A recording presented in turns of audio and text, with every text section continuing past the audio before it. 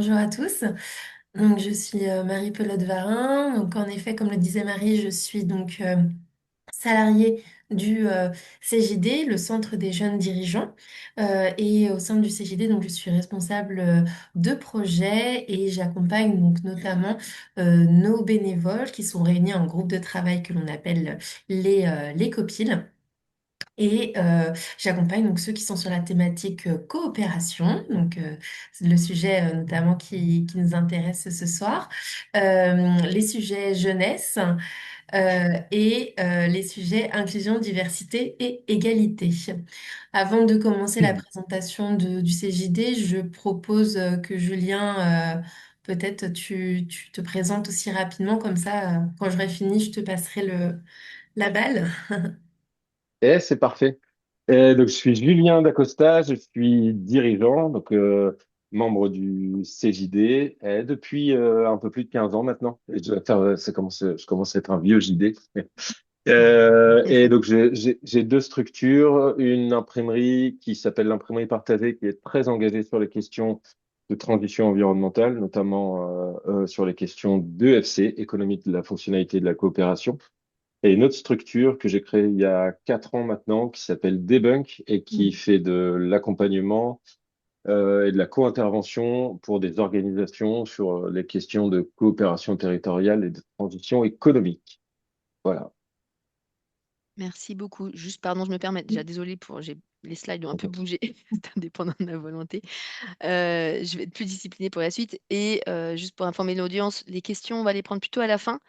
Cependant, en attendant, n'hésitez pas à les mettre dans le chat. Comme ça, à la fin, voilà, on sera sûr de rien oublier. On reverra bien tout le chat et on passera vos questions sur les 15 dernières minutes. Voilà.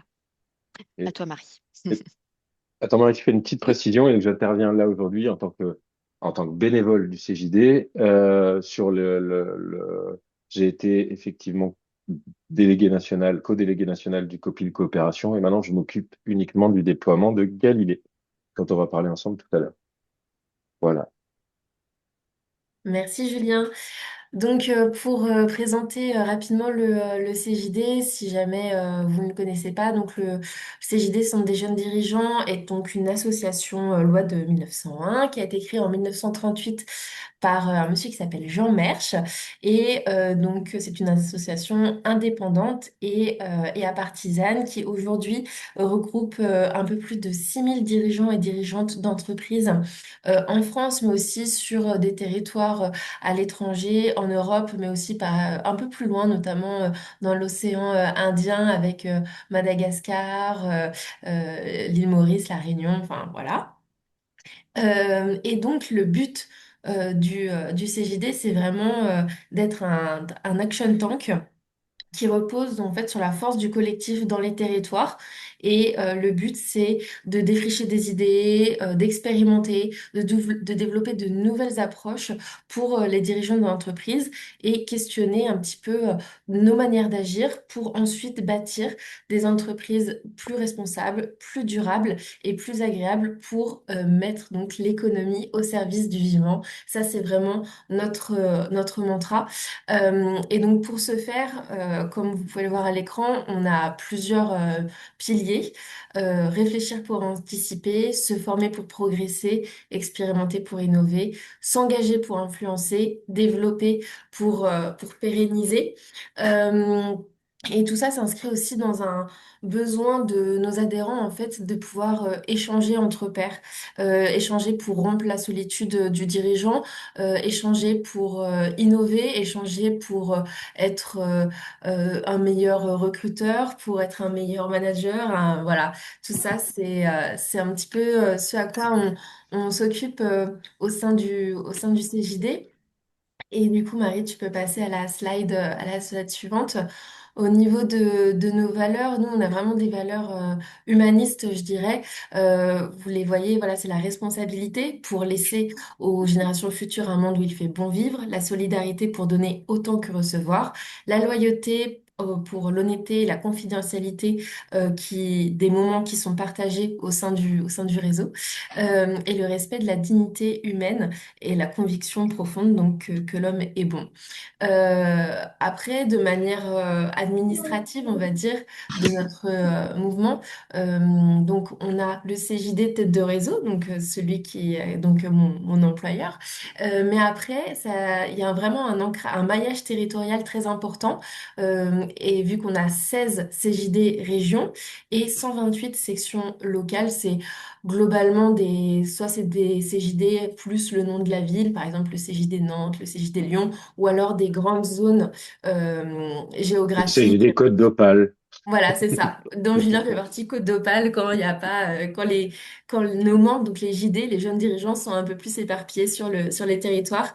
Il faut savoir que chaque CJD c'est à chaque fois des associations indépendantes. Voilà, donc il y a quand même une belle liberté d'action. Tout le monde est réuni sur les mêmes valeurs, les mêmes missions.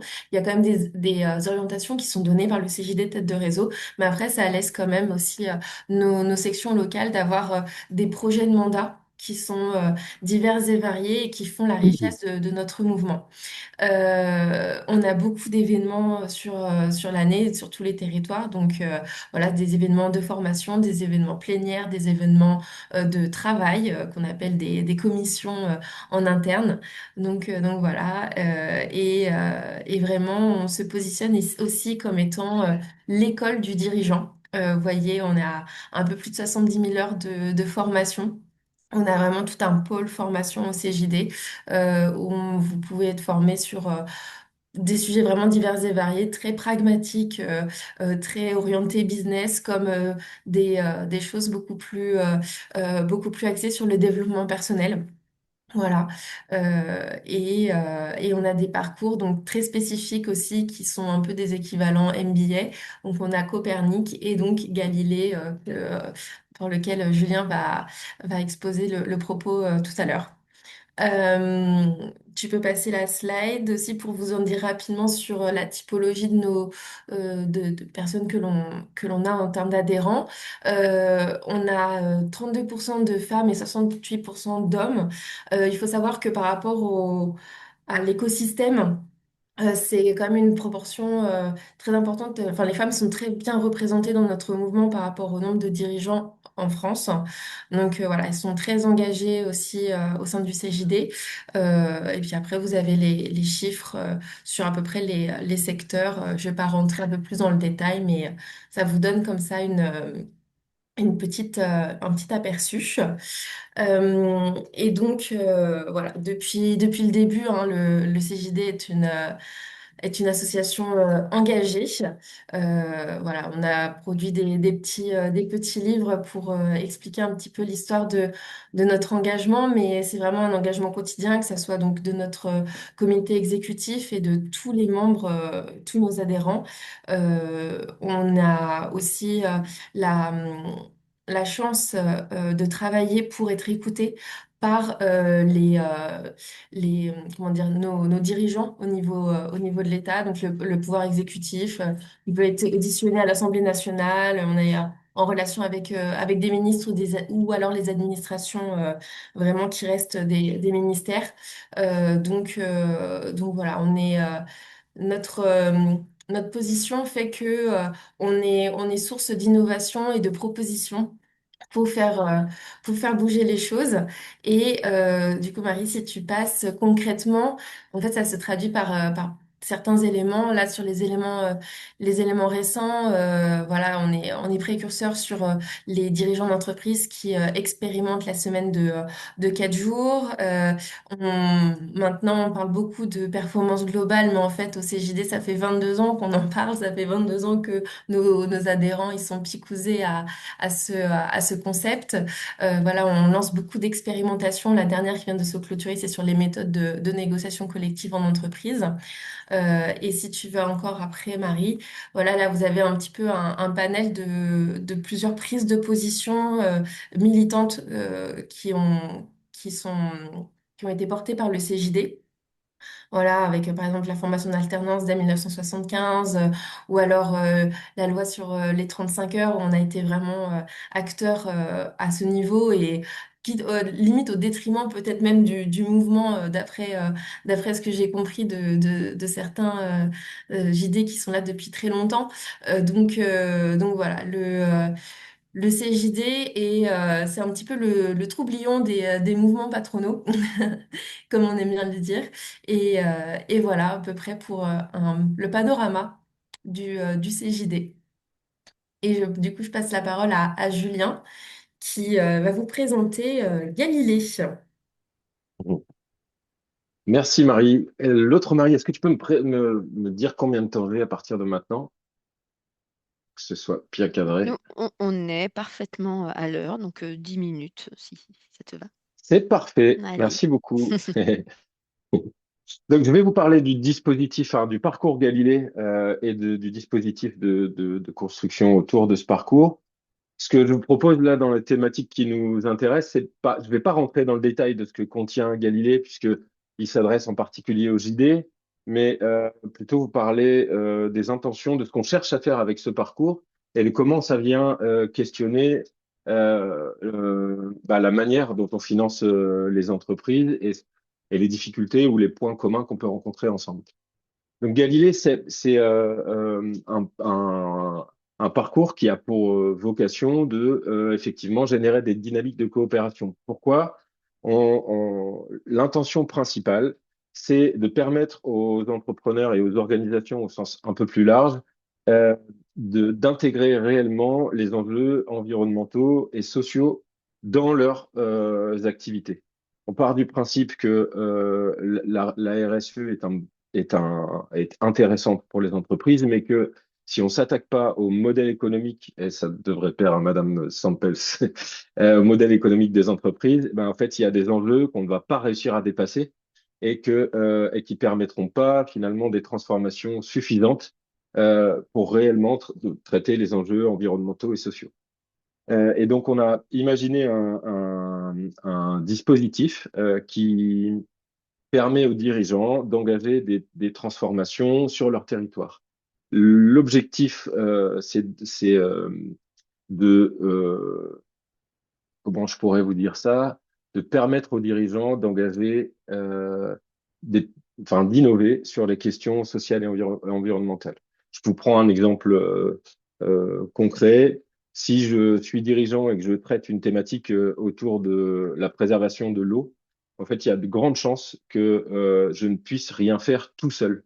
Et donc finalement, dans ce parcours, on va essayer de travailler des modèles qui puissent travailler en coopération localement pour avoir réellement des effets sur la proposition de valeur qu'on cherche à avoir.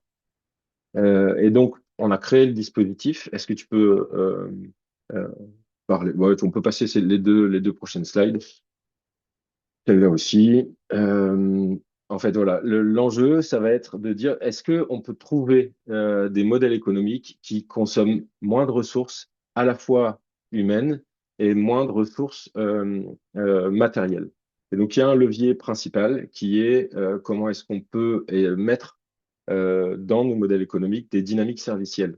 Je ne vais pas rentrer dans le détail de ce qu'est une dynamique servicielle, mais l'enjeu, c'est de sortir du piège principal de nos activités à l'heure actuelle, c'est on va considérer que la valeur que produit une entreprise est contenue dans son produit. En fait, dans les dynamiques servicielles, on prend en compte le fait qu'il y a un tas de valeurs qui est créé par l'entreprise et qui sont loin d'être contenues dans la marchandise que l'on peut vendre. Et donc, on va tenter de valoriser d'autres choses dans les modèles économiques. C'est ça l'intention de Galilée. Et même si c'est pas tout à fait clair, l'intention, c'est de dire, à la fin, on a des entreprises qui prennent réellement en compte des enjeux et qui sont capables de le faire en consommant un peu moins de ressources humaines et un peu moins de ressources matérielles. Comment on a conçu Galilée? On peut changer de slide. On peut encore changer de slide. comment on a conçu Galilée? Bah, en fait, en s'appliquant ce qu'on cherche à produire comme transformation, c'est-à-dire qu'on a créé un dispositif. Là, vous avez devant vous un slide qui reprend ce qu'est un modèle économique, mais on a pensé Galilée aussi avec la lecture au modèle économique qu'il y a ici derrière et avec des enjeux de coopération. Donc déjà, avant de lancer Galilée, ce qu'on a fait, c'est qu'on a on a invité tous les acteurs qui étaient déjà présents sur les territoires et qui adressaient déjà ces questions de transition économique dans un espace où on s'est dit, tiens, est-ce que si on crée Galilée, on rentre en concurrence avec vous? Est-ce que ça a de la pertinence sur certains territoires? Est-ce qu'on doit bosser ensemble sur certains sujets? Et donc, on a à la fois travaillé un dispositif de formation, accompagnement, et à la fois un dispositif de coopération qui va nous permettre de le déployer sur les territoires avec déjà des coopérations engagées et en essayant d'éviter de consommer deux fois les ressources. Un des exemples peut-être les plus précis que vous pouvez, c'est des slides hyper techniques, on ne va pas rentrer dans ce détail-là.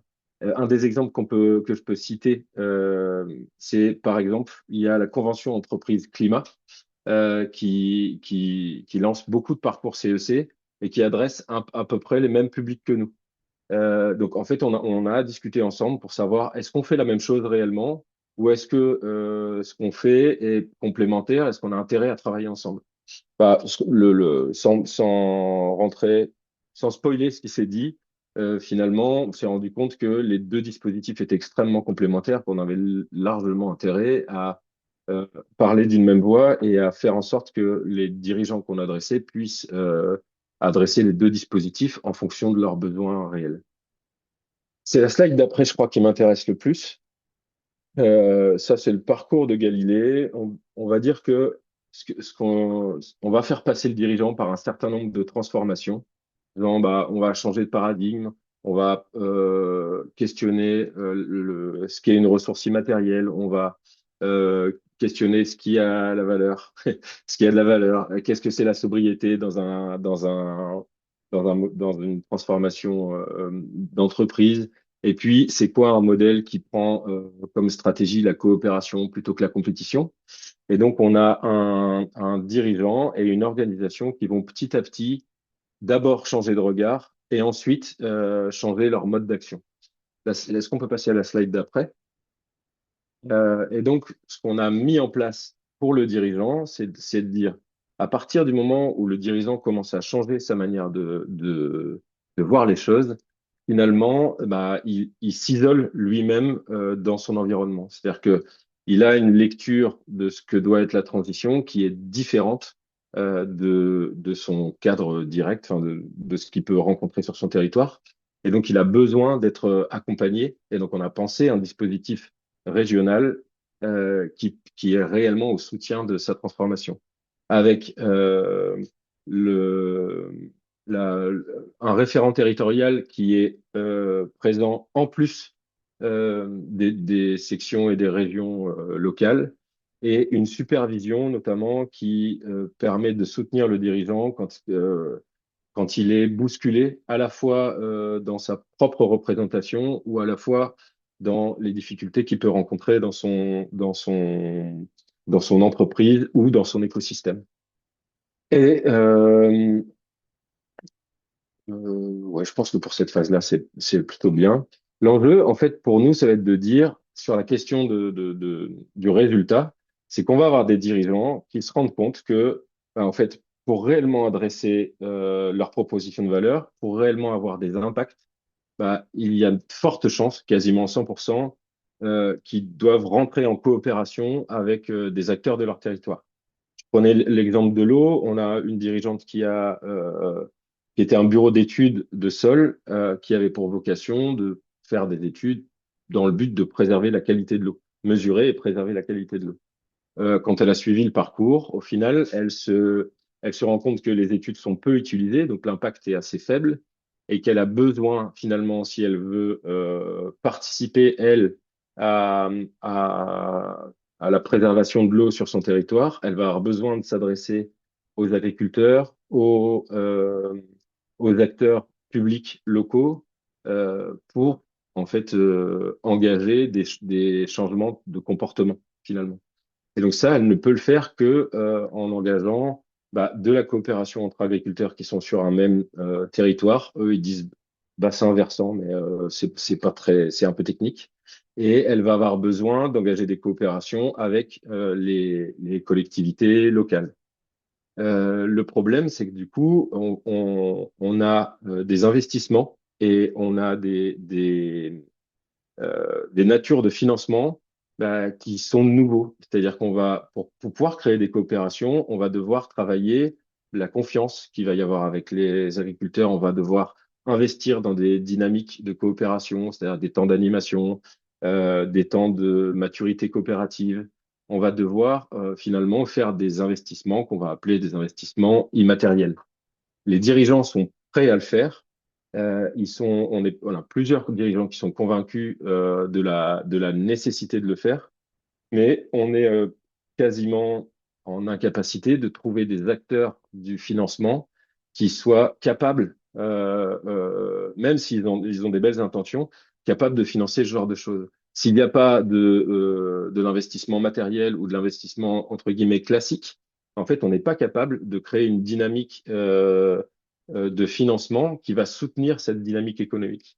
Et pourtant, elle est vraiment créatrice de valeur, c'est-à-dire que quand on arrive à créer de la confiance sur son territoire, quand on arrive à créer de la confiance avec ses clients, quand on arrive à créer des habitudes de travail, on va soulever des leviers de performance qui sont l'équivalent des économies d'échelle dans une économie traditionnelle, qui vont être des économies de complémentarité ou des économies d'intégration. C'est-à-dire qu'on a tellement l'habitude de travailler ensemble qu'on va beaucoup plus vite et qu'on sait rapidement trouver des solutions à des problèmes. Et donc, on se retrouve avec des questions enfin, des problématiques de financement qui sont finalement nouvelles et qui, à mon sens, rejoignent un peu ce que vous avez présenté, enfin, ce que j'ai pu lire sur votre site Internet. Voilà, je pense que j'ai tenu 10 minutes. J'espère que c'était clair pour vous.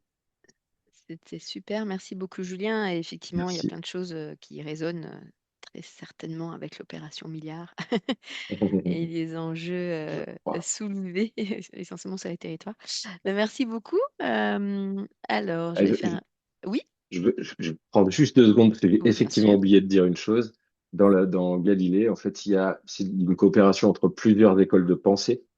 Il y a de l'EFC, mais il y a aussi de la redirection écologique. Il y a un travail avec l'Instercop, l'Institut des territoires coopératifs, avec l'Université du Nou.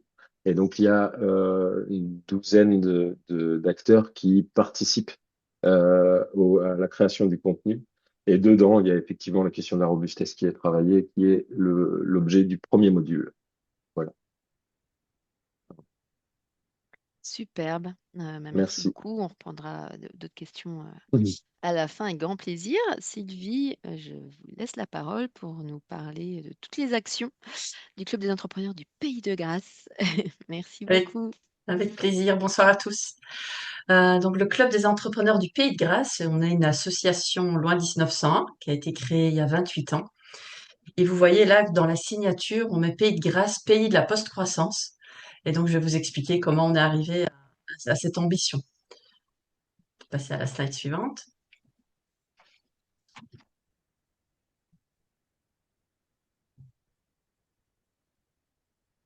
Alors, c'était créé en 98 et alors ce qui est assez spécifique parce que donc on a un club de territoire, hein, mais tous les clubs de territoire ne fonctionnent pas comme ça. Mais pour que vous compreniez l'ADN, au tout départ, c'est le maire de la ville de Grasse à l'époque qui s'est dit ce serait bien qu'on rassemble les industriels.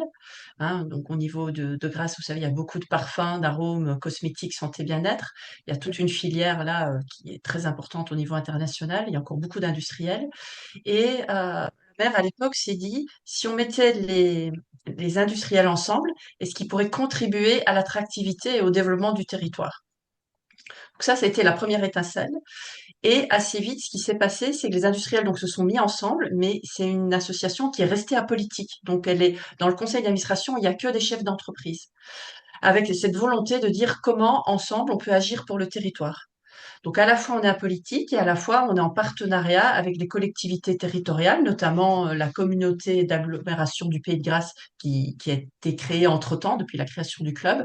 Et c'est de coopérations qui permettent que les chefs d'entreprise agissent pour le territoire dans un périmètre bien défini. Alors, qu'est-ce qu'on vient faire au club? Si on peut passer à la page suivante. Donc, c'est principalement de l'implication pour construire ensemble des projets sur le territoire, qui ont un impact sur le territoire. Donc, on est beaucoup dans le collectif et ça résonne avec ce que vous venez de dire tout directement là au niveau du CJD. C'est les entreprises ensemble agir à l'échelle du territoire sur différents enjeux et on voit avec tous les enjeux auxquels on doit faire face collectivement, ben, qu'il y en a de plus en plus et on a de plus en plus de leviers aussi au niveau des territoires. Actuellement, il y a 200 adhérents, des chefs d'entreprise de différents secteurs. Donc, on peut avoir des très grosses entreprises comme des plus petites. C'est très transversal. Il y a tout type de métiers. Il y a de l'industrie, il y a du service, il y a tout domaine, du bâtiment, etc. Ça représente environ 15 000 salariés au niveau du territoire. Et il y a des grandes entreprises, évidemment, qui sont présentes à l'international également, avec bah, cette idée d'une économie qui sert le développement du territoire et ça passe par répondre aux enjeux écologiques et sociaux. On peut passer à la slide suivante. Le conseil d'administration, bon, c'est juste pour que vous compreniez que c'est différents métiers, différents secteurs. Et dans tout le travail qu'on a fait sur notre feuille de route à 10 ans, bah, il y a cette idée d'avoir un conseil d'administration très impliqué, qui se renouvelle régulièrement. Là, nos présidents se renouvellent tous les 2 ans. Et un mouvement aussi au niveau de la gestion du conseil d'administration. Là, je vous ai dit un petit peu hein, les différentes tailles des grandes entreprises, PME, TPE. Donc, on peut passer. Vous pouvez aller voir sur notre site internet si vous voulez. Alors, qu'est-ce qui anime nos entrepreneurs? Pourquoi ils se réunissent? Alors, au départ, on peut se dire, bah, c'est déjà pour se connaître, pour se dire, on est sur le même territoire, on a des enjeux communs. Bah, c'est déjà le premier pas de connaître ses pairs. Et ensuite, ça se joue au niveau de 4 axes.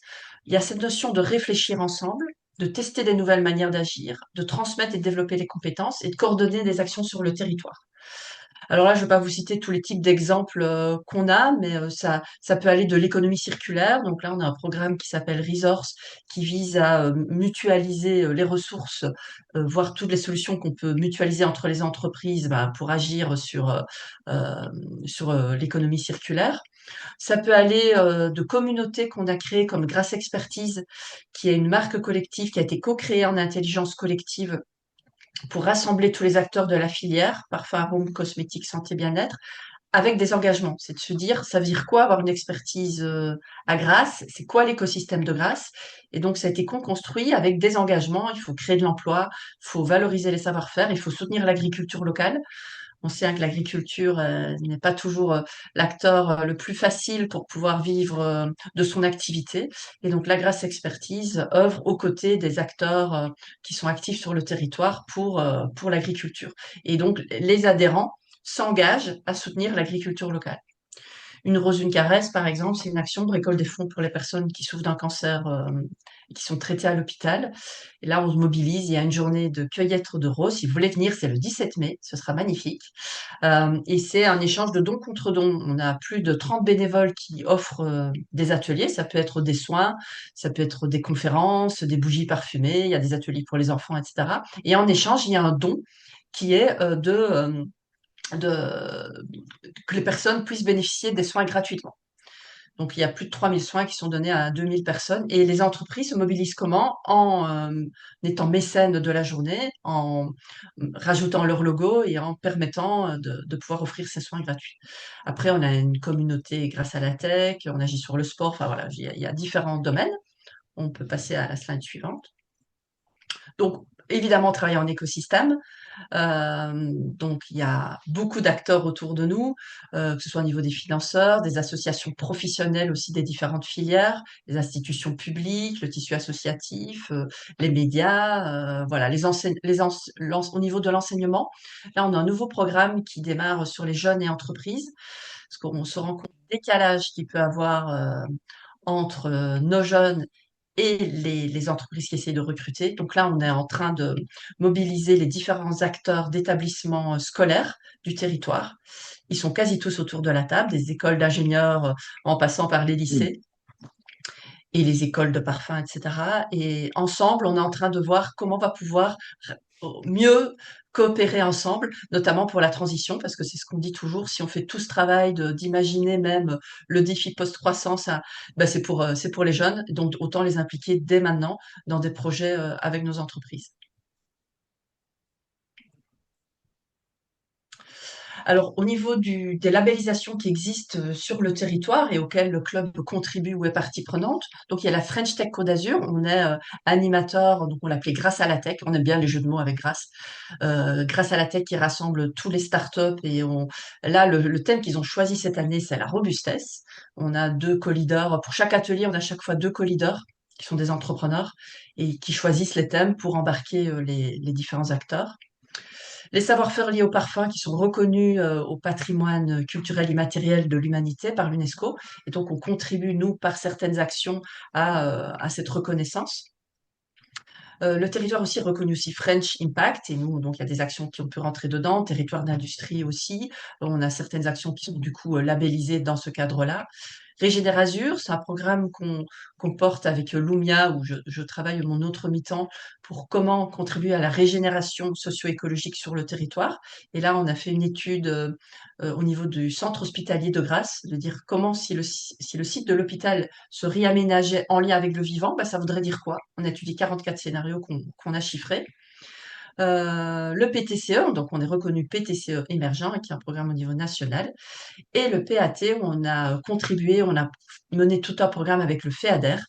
Et je sais que Sandra est là, et qui est une des bénévoles d'Opération Milliard. D'ailleurs, c'est par Sandra que je vous ai rencontré.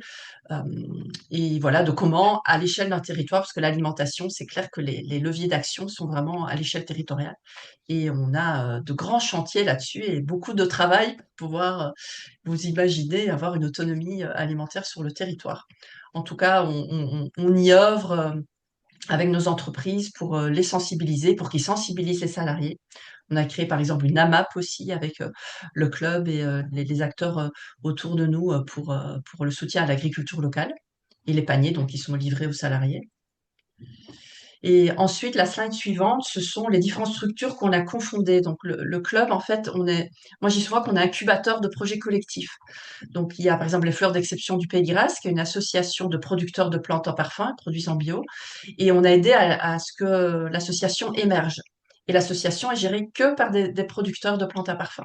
Donc, c'est de créer des initiatives, mais après, de laisser la main. On ne garde pas la gouvernance de tout ce pourquoi on agit. Innovalliance, c'est un pôle de compétitivité dans lequel on a été membre fondateur. Le CEW, donc c'est ceux qui offrent les soins au niveau du centre hospitalier de Grasse. Hein. Il y a plus de 200 centres dans les hôpitaux en France. C'est une association nationale. Et le CEW de Grasse, c'est un centre pilote. On a contribué à des stratégies de territoire. Donc, on est à la fois metteur en œuvre de projets et également force de proposition pour la stratégie territoriale. Là, par exemple, on a œuvré pour que c'était en 2005 pour l'Observatoire mondial du naturel et de là est née une pépinière d'entreprise, un pôle universitaire international qui est géré par la collectivité et nous on était force de proposition pour donner cet axe sur le territoire. On a créé un fonds de dotation, contribué au réseau initiatif que vous imaginez dans beaucoup de territoires. On a créé le club KPF sur l'économie de la fonctionnalité et de la coopération dont parlait Julien également. Donc, on a accompagné des dirigeants et de là est née une société coopérative, Imatera, qui est active dans différentes régions en France.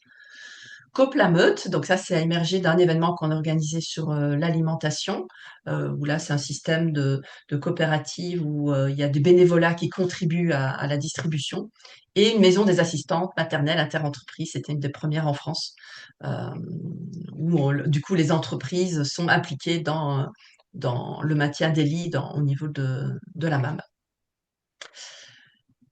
Alors, un des grands projets maintenant, que je vous parlais tout à l'heure de post-croissance, donc il y a tout un travail qui s'est fait il y a 3 ans maintenant, sous l'impulsion d'une de nos présidentes, la présidente juste avant, Charlotte Defleur, qui s'est dit le club, on comprend pas ce qu'on y fait en fait. Quand on dit un club d'entrepreneurs, ben on s'attend, c'est un club business, ils viennent échanger des cartes de visite et voilà. Alors qu'on est un club de projet, de réflexion, d'action, d'implication des chefs d'entreprise sur leur territoire.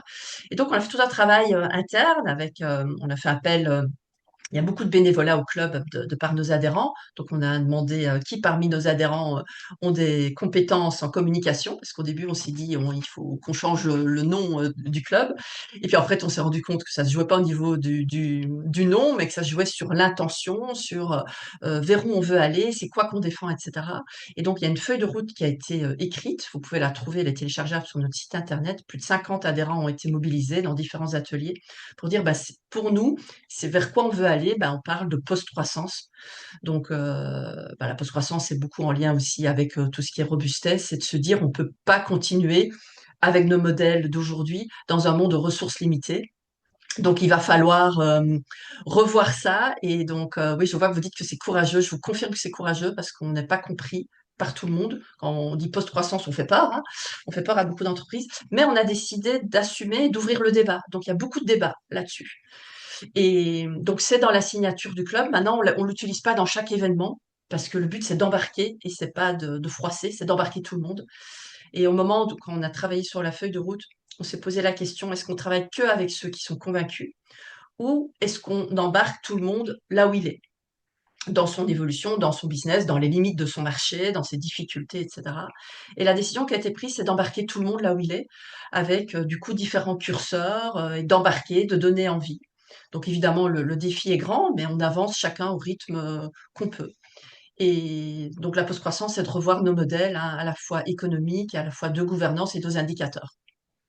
Et pour la petite histoire, on a été repéré par des chercheuses de Montréal et de Lyon qui travaillent sur la post-croissance et qui du coup sont en train de nous étudier là sur plusieurs années et qui interviewent nos adhérents pour voir comment on va réussir à faire évoluer tout ça.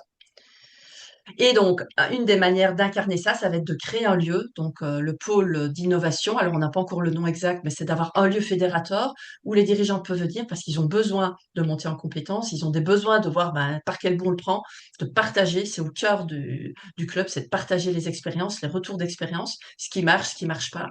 On a créé aussi une plateforme numérique avec des fiches actions pour comment passer à l'action tester. Donc, on a testé sur différents domaines. Donc, on fait des tests avec 5-6 entreprises ou 10 entreprises qui suivent un programme pendant un an ou deux et puis qui peuvent ensuite partager leurs connaissances. Voilà, donc on rêve de ce lieu-là. Alors le défi, évidemment, c'est le budget. C'est le nerf de la guerre ou le nerf de la paix, comme c'est vous, je pense, qui dites ça, le nerf de la paix.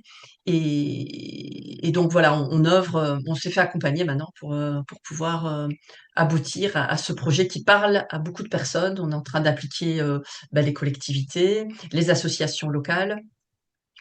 Voilà, on est au démarrage de la construction de ce lieu qui, au début, va certainement exister dans des lieux déjà existants avant de pouvoir mutualiser un lieu plus spécifique.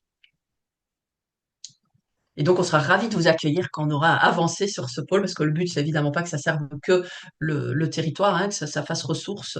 C'est très agréable de venir à Grasse, donc on pourra imaginer à la fois des parcours, à la fois des visites d'entreprises et de se repérer sur ce lieu. Euh, alors ensuite, sur quelle base théorique on se base? Donc là, on est vraiment sur la théorie du donut, qui est de se dire, il faut entreprendre dans les limites planétaires et pour répondre aux enjeux sociaux. Donc c'est vraiment la structure conceptuelle sur laquelle, au niveau du pôle d'innovation, on se base.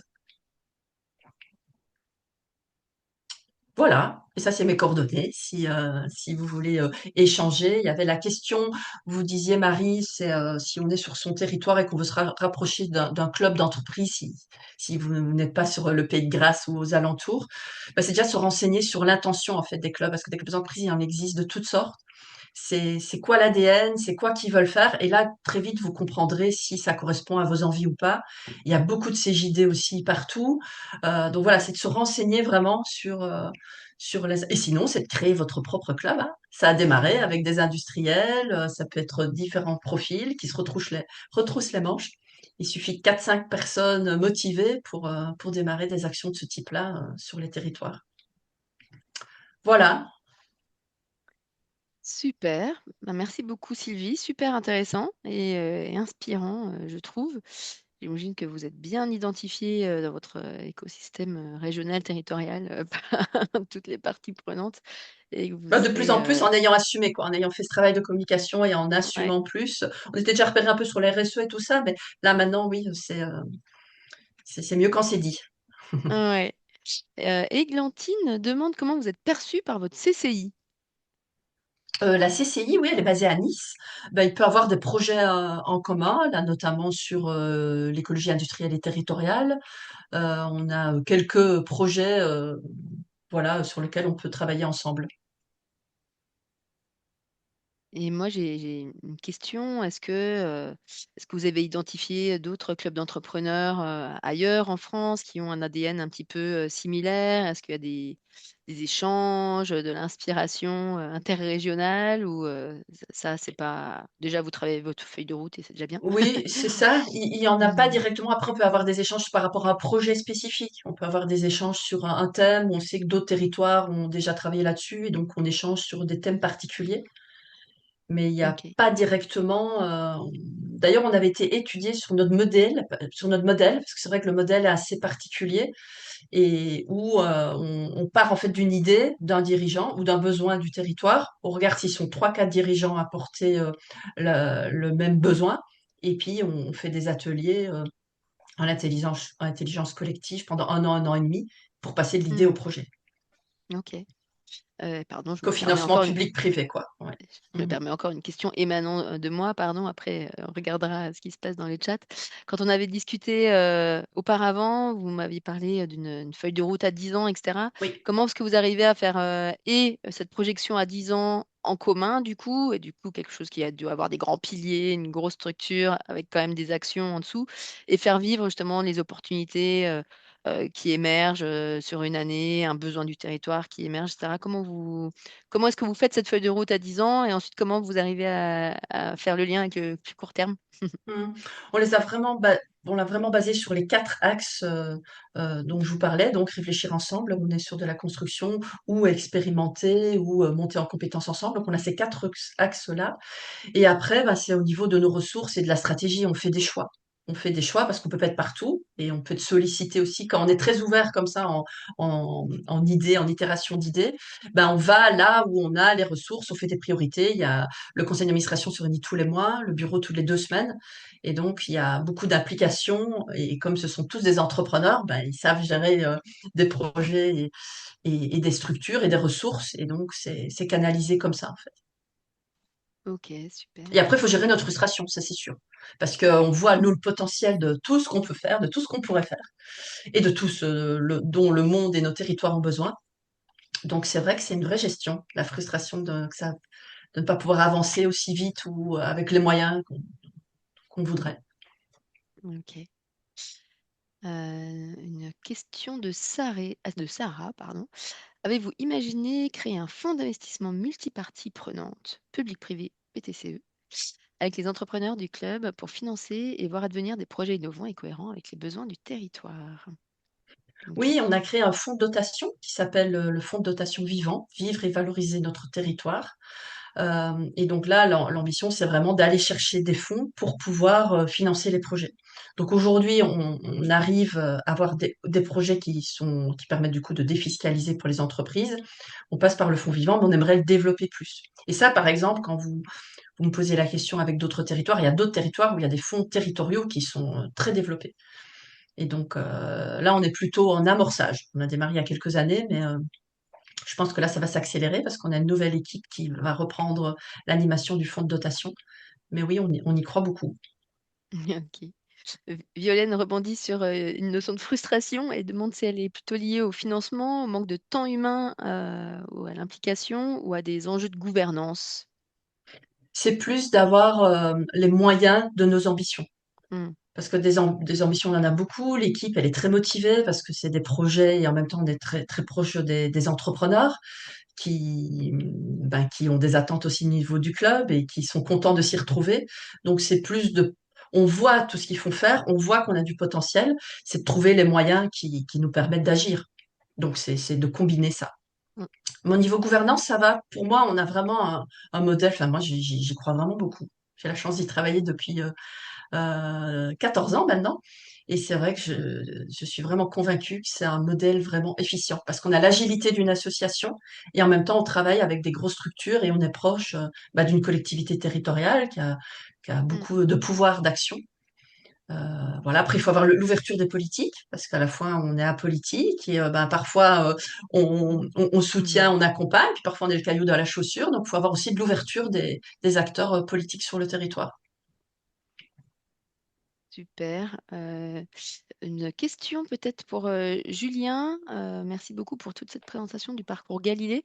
Est-ce qu'on peut avoir un petit peu un retour d'expérience maintenant que ça a été mis en œuvre ou en tout cas testé avec une partie de la communauté jeunes dirigeants?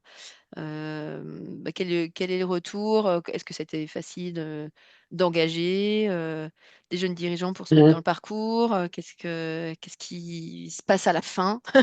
Est-ce qu'il y a... Le parcours Galilée, c'est un parcours qui est long, il dure 2 ans et demi, et il y a 7 modules, donc c'est vraiment des transformations profondes. Les premières cohortes sont en train de terminer les parcours. On est en train de se poser la question de ce qui se passe à la fin, parce qu'on le construit aussi en faisant. Et puis, c'est vraiment très lié aux différents territoires en fonction des ressources disponibles sur les territoires. On n'envisage pas les mêmes suites. On pourrait envisager qu'en Pays de Grâce, la suite sera pas du tout la même que, par exemple, dans les Hauts-de-France. Tout dépend des dynamiques territoriales qui existent. Et donc, il y a vraiment un enjeu de travailler ce sujet-là. Et peut-être j'ai oublié de dire une chose. Pour l'instant, il s'adresse qu'à des dirigeants membres du CJD, mais le projet Galilée a vocation de devenir un commun, donc il sera en licence partagée, licence libre partagée. Et l'enjeu, c'est d'inciter d'autres têtes de réseau aussi à s'emparer du dispositif pour aller toujours renforcer territorialement les dynamiques. En fait, donc on travaille, j'entendais tout à l'heure une question avec les CCI, on travaille avec le réseau national des CCI, on travaille avec la CEC, comme je l'ai dit, mais on essaye de s'approcher d'entreprises ESS, mais pour l'instant, les liens sont un peu à construire encore pour consolider. Ok, mais ça rebondit un petit peu sur la question de Pierre. Est-ce que le programme Galilée présenté est destiné aussi à développer la coopération des membres du CJD avec des dirigeants de l'ESS ou des dirigeants de grandes entreprises? Alors, clairement, oui, sur les coopérations locales, il y a des dynamiques de coopération qui peuvent vraiment être chouettes. Il y a une culture de coopération dans l'ESS qui est vraiment très présente, une culture économique un peu moins, et c'est un peu l'inverse au CJD. Donc finalement, Hmm. les entrepreneurs et les organisations ont intérêt à travailler ensemble et à partager ces ressources, qui sont clairement des ressources immatérielles. Et ce serait chouette qu'un réseau ESS s'empare de Galilée et souhaite aussi faire le chemin avec eux. Super. Si jamais j'ai loupé une question dans le chat et que l'un d'entre vous se sent frustré, qu'il lave la main ou carrément prenne le micro, pas de souci. Violaine répond, ça ne tombera pas dans l'oreille de sourd. Bon, cette discussion se poursuivra donc dans les jours à venir. C'est très bien. On a un espace national de coopération autour de Galilée qui est vraiment conçu pour accueillir les têtes de réseau, les membres qui souhaitent travailler avec nous ou qui souhaitent se poser des questions autour de Galilée. Et c'est un espace qui est vraiment ouvert. Et donc, si c'est pas tombé dans l'oreille d'un sourd, il faut que ça tombe dans cet espace à un moment donné. Sandra demande à tous les trois si vous avez des ressources à conseiller, soit sur le concept de modèle post-croissance, soit sur un modèle, ou on va dire une méthode telle que Galilée. Est-ce qu'il y a des ressources existantes dans lesquelles on peut déjà les piocher pour s'acculturer à tout ça? Est-ce que vous avez des Alors, recours? au niveau de la post-croissance, le cabinet Profil a rédigé tout un document. Et Sandra, comme on n'est pas très loin, je pourrais te donner un exemplaire si tu veux, voilà, de l'étude. On l'a en version papier. Euh, Ouais, il y en a deux que j'ai envie de citer. Moi, il y a sur Sator, sur la plateforme Sator que vous connaissez peut-être. Il y a le cours d'Olivier Allemand sur la robustesse qui est vraiment intéressant. Et il y a un petit livre qui s'appelle plutôt couler en beauté que de flotter sans grâce, qui est une approche plus poétique des questions de transition, très politique, mais aussi poétique, qui a inspiré, ouais, grâce, qui a Mhm. inspiré aussi le schéma, le dessin qu'on vous a présenté sur les archipels. Donc, voilà, c'est deux approches, une très technique et une plus poétique. Super. Question de Didier qui demande comment se dessine le partenariat avec la CEC. Peut-être avec un peu plus de détails. C'est hyper intéressant. Parce Mm. que la CEC alors on adresse, ah, tu veux y aller, Lorraine, c'est ça? Ah, parce que j'ai un invité masqué. Ah, Vas-y, Lorraine, si tu veux. bonsoir Lorraine.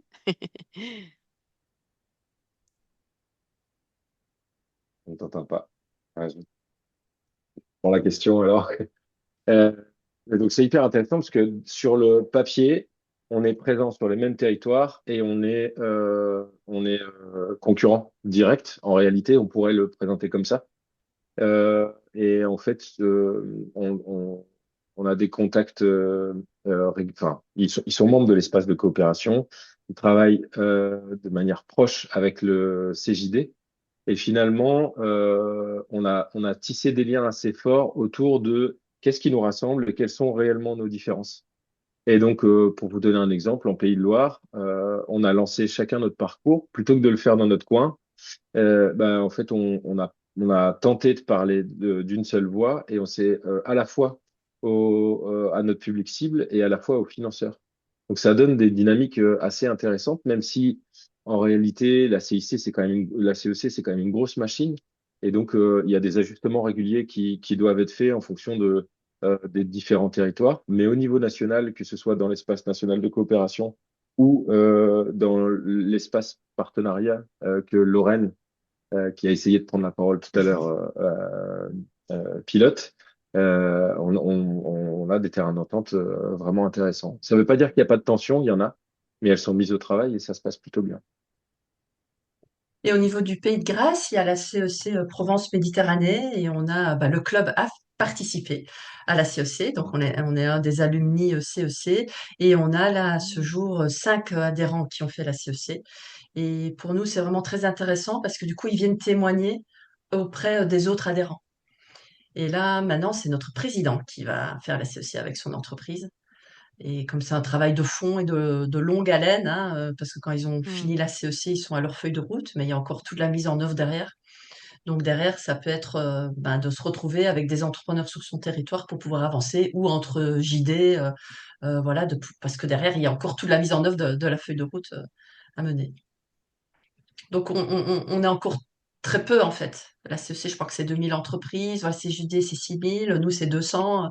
Quand je ne sais pas le nombre d'entreprises qu'il y a en France, mais on est encore loin de la bascule, quoi. Donc on a bien besoin de tout le monde.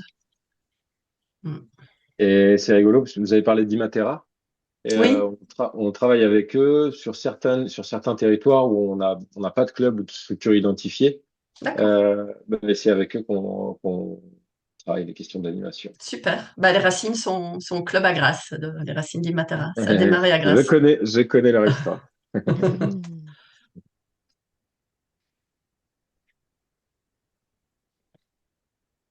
Est-ce que nous avons des dernières questions?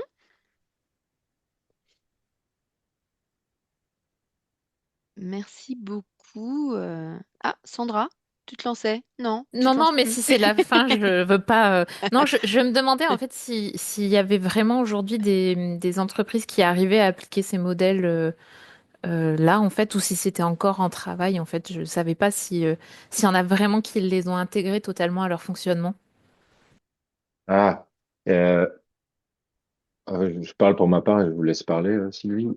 La réponse est oui. Il y a pas mal d'entreprises soit qui ont fait des transformations vraiment profondes, soit qui sont en trajectoire. On est assez nombreux. Et le 30 avril, le 30 mars, l'ADEME va publier les résultats d'une étude d'impact social et environnemental qui a duré 1 an et demi autour de 5 entreprises, dont l'imprimerie partagée dont je fais partie, et qui qui montrent à la fois des résultats, j'ai pas trop le droit d'en parler, mais de très très bons résultats, que ce soit sur les impacts sociaux, environnementaux. Je suis encore sous clause de confidentialité jusqu'à la fin du mois prochain. Un peu de teasing. Mais ouais, quand vous verrez l'étude sortir, je vous invite à aller voir parce que c'est vraiment pas mal comme résultat. Super. Et après, oui, il y a plusieurs cas qui sont tracés aussi. La BPI a cité quelques cas, notamment autour du régénératif, qui sont disponibles sur le site de la BPI. Et il y en a de plus en plus. Après, c'est clairement des trajectoires, quoi. C'est des trajectoires Mm. d'ambition forte. Et donc, du coup, c'est à la fois des petits pas, des grands pas, et à la fois un cap qui est visé. Rien ne se fait sans la volonté des dirigeants, en fait, des entreprises. Donc, Ouais, faut ce sont des garder le cap. trajectoires longues. C'est Mhm. long. L'imprimerie a mis plus de 10 ans à vraiment mettre en œuvre un modèle complet. Et maintenant, on met un peu moins de temps, mais une trajectoire, c'est au moins 5 ans. C'est des transformations qui sont très longues et profondes Mm. Surtout dans des contextes plus tendus comme on vit depuis en ce moment. quelques années. Ouais. Ouais. Super. Alors, Marie, dis-nous les mots de la fin, Non, mais je s'il te voulais plaît. juste réagir par rapport à ce que disaient Julien et Sylvie. Il y a une question qui avait eu un peu plus Ah, tôt par rapport à la robustesse. En effet, mm, bah, c'est un concept aussi que Sylvie a beaucoup évoqué lors de son intervention au CJD. Où oui, forcément, on s'est penché sur ce sujet. Et justement, comme le disait Julien, ça a une trajectoire très longue. Et nous, de notre côté au CJD, on essaye d'accompagner nos adhérents vers cette trajectoire. Donc, on a créé une nouvelle commission qui s'appelle Sur le chemin de la robustesse. C'est vraiment les commissions, ce sont des groupes de travail en fait au niveau des sections. Et donc, et voilà, on essaye via ces commissions de planter aussi des petites graines comme ça, de les inciter. On sait que le chemin est long, mais c'est aussi via ces groupes de travail entre pairs, avec beaucoup d'introspection, de diagnostic, voilà, déjà de désir et de volonté de transformer son modèle d'affaires en fait. Et on accompagne. Nos dirigeants un peu sur ce chemin à leur niveau, à leur degré de maturité aussi qui change selon les sections ou selon le secteur d'activité. Ouais. La robustesse, le thème de 2025-2026, je ah pense. oui, et sûrement des années à venir aussi. Ouais. Merci beaucoup. Je vois l'heure, il est 19h02. Donc, il est l'heure pour nous de clôturer. Merci infiniment, Marie, Merci. Julien, Sylvie, pour votre intervention. C'est très riche. C'était super chouette de vous avoir.